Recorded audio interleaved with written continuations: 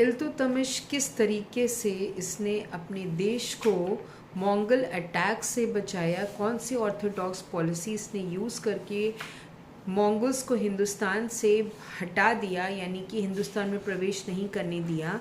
वो एक Orthodox policy थी जो कि मैंने आपको बताया। और चंगेज़ खान हिंदुस्तान में जो एंटर करके युद्ध करने, आक्रमण करने के इरादे से आया था, वो वापस सिंधु नदी के पार 1221 में चला गया।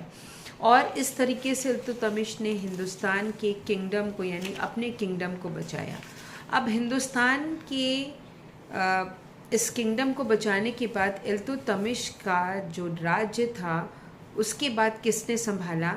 उसकी बहुत ही यंग और beautiful, brave, courageous vice daughter जिसका नाम रजिया सुल्तान था।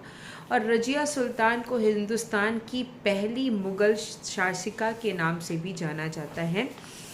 इन्होंने इनके पास सारी स्किल्स थी एज अ ग्रेट रूलर की, जो कि इल्तुतमिश के किसी और बेटे में नहीं थी। रजिया सुल्तान बिल्कुल मेल्स की तरह रहती थी और इसने तीरंदाजी, घुड़सवारी और वॉर के सारे टैक्टिक्स सीखे हुए थे, जिस वजह से ये बहुत ही पारंगत थी एक सफल राजा बनने के लिए।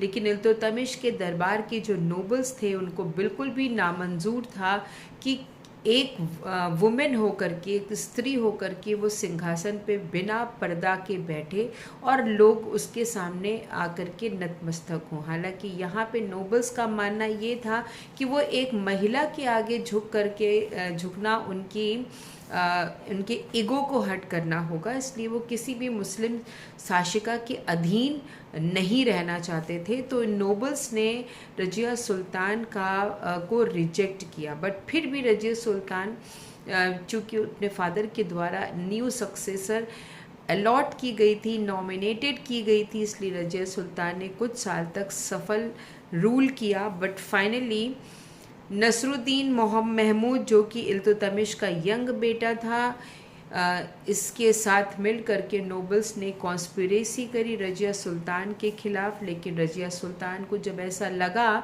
कि नोबल्स उसको पसंद नहीं करते हैं, तो उसने अपने शादी कर ली, कुआबाद से शादी कर ली और उसके बाद उसको रूलर बनाया और पीछे से सारा शासन का काम देखती थी। लेकिन उसके बावजूद भी नोबल्स को ये भी मंजूर नहीं था और फाइनली उन्होंने इल्तुतमिश के यंग सन को नया रूलर घोषित कर दिया।